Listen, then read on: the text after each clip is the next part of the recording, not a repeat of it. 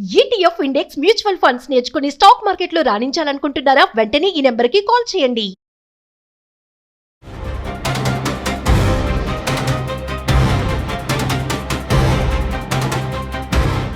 నమస్కారం అండి. నేను మీ నిండు రవికుమార్ని. సుమన్ టీవీ వీక్షకులకు పునఃస్వాగతం. ప్రతి ఇంటికి ప్రాపర్టీ కార్డ్, ప్రాపర్టీ ఓనర్స్ అందరికీ కూడా ప్రాపర్టీ కార్డు ఇష్యూ చేయబోతున్నారా అన్నది ప్రశ్న. ఇక్కడ దీన్ని చర్చిద్దాం. ప్రాపర్టీ కార్డ్ ఇప్పుడు పీటీఐఎన్ నెంబర్ ఉంది, మనకి identification number, property tax identification number with which we are paying property tax. రాబోయే కాలంలో అసలు మన ఇండియాలో ఎలా రాబోతుంది, ఏం చేయబోతున్నారు అన్నది ఆలోచిస్తే టైటిల్ డీడ్స్ అన్నీ, అంటే టైటిల్ డీడ్స్ అంటే ఇవాళ మనకి వేల పేపర్ల మీద ప్రాపర్టీ వాల్యుయేషన్ బట్టి ఎంత స్టాంప్ పేపర్ మీద ఉండాలి అనేది ఆలోచించి దాని మీద ఇవన్నీ కూడా ప్రాపర్టీ డిస్క్రిప్షన్ అంతా ఉండి అది మనకి రిజిస్ట్రార్ ఆఫీస్లో రిజిస్టర్ అయ్యి మనకి వచ్చేది title deed. That is conveying title ఉంటుంది. మన ఓనర్ అని చెప్పుకోవడానికి ఆ సేల్ డీడ్ ఉండాలి. ఆ సేల్ డీడ్స్ అన్నీ ఫిజికల్ ఫామ్లో ఉన్నాయి. అయితే రాబోయే కాలంలో ఇప్పుడు గవర్నమెంట్ ఆలోచిస్తున్నది ఏంటంటే ఇలా ఫిజికల్ ఫామ్లో ఉన్న వాటన్నిటిని కూడా డిజిటలైజేషన్, మొత్తం కూడా డిమాట్ ఎలా అయితే షేర్ సర్టిఫికేట్ చేస్తారో అలా వీటిని సేల్ డీడ్స్ అన్నిటినీ కూడా డిమాట్ చేసేసి అందరివి డిజిటలైజేషన్ చేద్దామని చెప్పి ఒక ఆలోచనలో ఉన్నది. ఇది పైలట్ ప్రాజెక్ట్స్ చాలా జరుగుతున్నాయి. ఈ పైలట్ ప్రాజెక్ట్స్ జరుగుతున్న సమయంలోనే ప్రజల్లోకి ఇలాంటివి వచ్చేస్తున్నాయి. ఓకే, సో ఆ విధంగా చేసేసి ఆ విధంగా ఒక డిపాజిటరీలా పెడదామని ఒక ఆలోచన ఉంటే, ఇంకో ఆలోచన ఏంటంటే అందరికీ కూడా వాళ్ళ ప్రాపర్టీని ఐడెంటిఫై చేస్తున్నట్టు. ఇప్పుడు మన కార్కి ఎలా అయితే ఇదివరకు ఆర్సీ బుక్ అని ఉండేది, ఇప్పుడు ఇంత కార్డు ఉంటుంది, ఓనర్షిప్ కార్డు ఇంతే కార్డు ఉంటుంది అంతే. అదేవిధంగా ప్రతి ప్రాపర్టీకి అది ఇంప్లిమెంట్ చేసావు చేయకపోయినా సరే ఈ విధంగా ఒక్కొక్కళ్ళకి ఒక్కొక్క ప్రాపర్టీ కార్డు ఇద్దామా. ఆ కార్డు మీద అన్ని చిప్పులో ఉంటాయి అనమాట, మెమరైజ్ చేసేసి ఉంటాయి, మన డీటెయిల్స్ అన్నీ ఉంటాయి, మనం ఎప్పుడు కొన్నాము, ఎవరి దగ్గర కొన్నాము, దాని టైటిల్ ఫ్లో అన్నీ అందులో ఉంటాయి.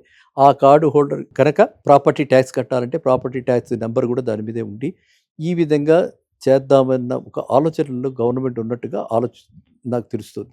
సో అదే ఇప్పుడు వీడు అడిగిన ప్రశ్న. సో మనకి దీనివల్ల ఏమిటి అంటే, ఒక రకంగా సులభంగా చక్కగా ఒక కార్డు ఉంటే చాలు, ఇంకో రకంగా ఇలా కార్డు మిస్ప్లేస్ అయ్యే అవకాశం చాలా ఎక్కువగా ఉంటుంది. కాబట్టి ఈ కార్డు చిన్నది కార్డు మిస్ప్లేస్ అయ్యే అవకాశం ఎక్కువగా ఉంటుంది. కాబట్టి ఈ కార్డుని మళ్ళీ మనం ఎలా అయితే ఆధార్ కార్డు 2-3 చేయించుకుంటున్నాము, లామినేట్ చేసామని పెట్టుకుని అవి చూపిస్తున్నాము, పాన్ కార్డు ఎలా చూపిస్తున్నాము, అదేవిధంగా ఈ ప్రాపర్టీ కార్డు కూడా 1-2 తీసి కాపీ చేసుకుని పెట్టుకుంటే మనకు ఒకటి మిస్ప్లేస్ అయినా ఇంకొకటి ఉంటుంది. కానీ మళ్ళీ అప్పుడు వేరే ఇష్యూస్ వస్తాయి. ఒరిజినల్ సేల్ డీడ్ లాగా ఒరిజినల్ ప్రాపర్టీ కార్డు కూడా అడుగుతారు కాబట్టి. కానీ ఇవన్నీ కూడా మనం ప్రిజర్వ్ చేసుకోవడానికి చక్కగా బ్యాంక్ లాకర్స్లో కానీ ఇంట్లో లాకర్స్లో కానీ పెట్టుకోవడానికి వీలుగా ఉంటుంది. కాబట్టి ఇట్లాంటిది వస్తే నేనైతే హర్షిస్తా, స్టార్ట్ విత్ నేనైతే హర్షిస్తా.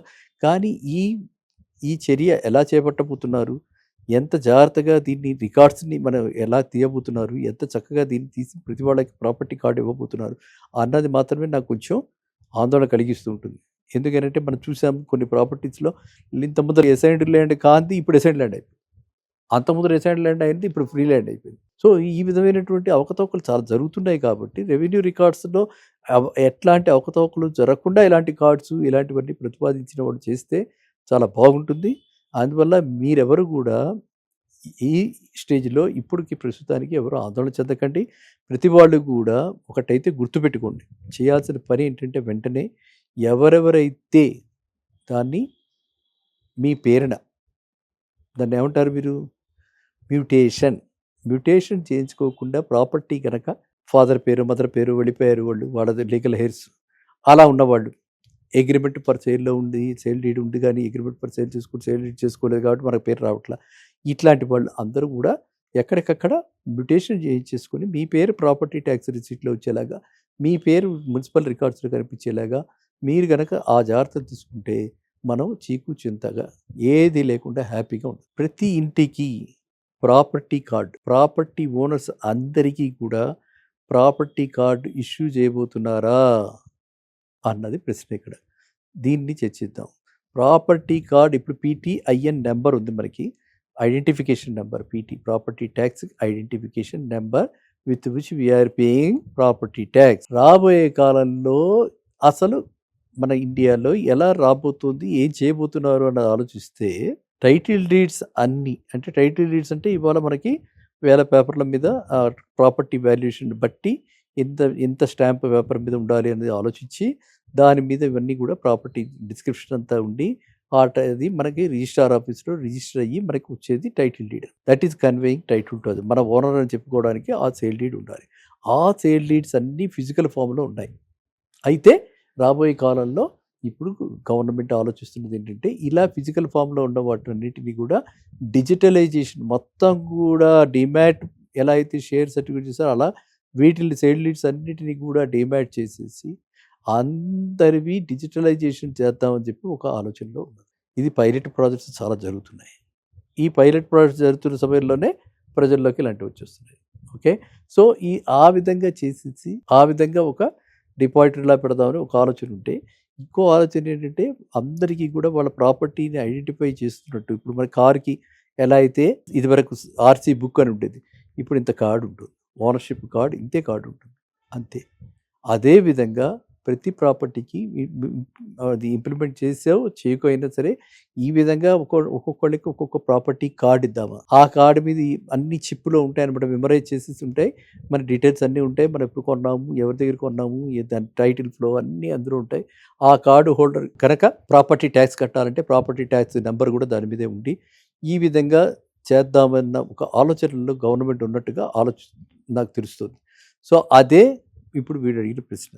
సో మనకి దీనివల్ల ఏమిటి అంటే ఒక రకంగా సులభంగా చక్కగా ఒక కార్డు ఉంటే చాలు, ఇంకో రకంగా ఇలా కార్డు మిస్ప్లేస్ అయ్యే అవకాశం చాలా ఎక్కువగా ఉంటుంది. కాబట్టి ఈ కార్డు చిన్నది కార్డు మిస్ప్లేస్ అయ్యే అవకాశం ఎక్కువగా ఉంటుంది. కాబట్టి ఈ కార్డుని మళ్ళీ మనం ఎలా అయితే ఆధార్ కార్డు 2-3 చేయించుకుంటున్నాము, లామినేట్ చేసామని పెట్టుకుని అవి చూపిస్తున్నాము, పాన్ కార్డు ఎలా చూపిస్తున్నాము, అదేవిధంగా ఈ ప్రాపర్టీ కార్డు కూడా 1-2 తీసి కాపీలు చేసుకుని పెట్టుకుంటే మనకు ఒకటి మిస్ప్లేస్ అయినా ఇంకొకటి ఉంటుంది.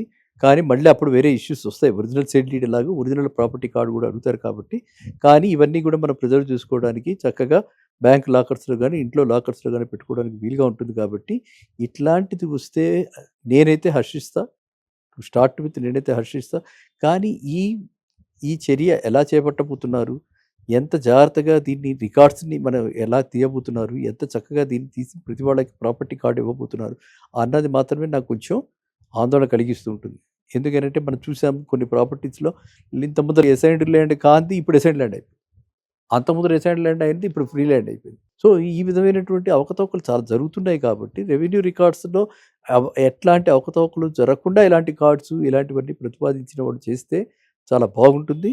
అందువల్ల మీరెవరు కూడా ఈ స్టేజ్లో ఇప్పటికి ప్రస్తుతానికి ఎవరు ఆందోళన చెందకండి. ప్రతి వాళ్ళు కూడా ఒకటైతే గుర్తుపెట్టుకోండి, చేయాల్సిన పని ఏంటంటే వెంటనే ఎవరెవరైతే దాన్ని మీ పేరున దాన్ని ఏమంటారు మీరు మ్యూటేషన్ చేయించుకోకుండా ప్రాపర్టీ కనుక ఫాదర్ పేరు మదర్ పేరు వెళ్ళిపోయారు వాళ్ళు, వాళ్ళ లీగల్ హెయిర్స్ అలా ఉన్నవాళ్ళు అగ్రిమెంట్ పర్ సేల్లో ఉంది, సేల్ డీడ్ ఉంది, కానీ అగ్రిమెంట్ పర్ సేల్ చేసుకుని సేల్ డీడ్ చేసుకోలేదు కాబట్టి మనకు పేరు రావట్లా. ఇట్లాంటి వాళ్ళు అందరూ కూడా ఎక్కడికక్కడ మ్యూటేషన్ చేయించేసుకొని మీ పేరు ప్రాపర్టీ ట్యాక్స్ రిసీట్లో వచ్చేలాగా, మీ పేరు మున్సిపల్ రికార్డ్స్లో కనిపించేలాగా మీరు కనుక ఆ జాగ్రత్తలు తీసుకుంటే మనం చీకు చింతగా ఏది లేకుండా హ్యాపీగా ఉంటుంది. సరేనా? మళ్ళీ కలుద్దాం నెక్స్ట్ వీడియో. నమస్కారం.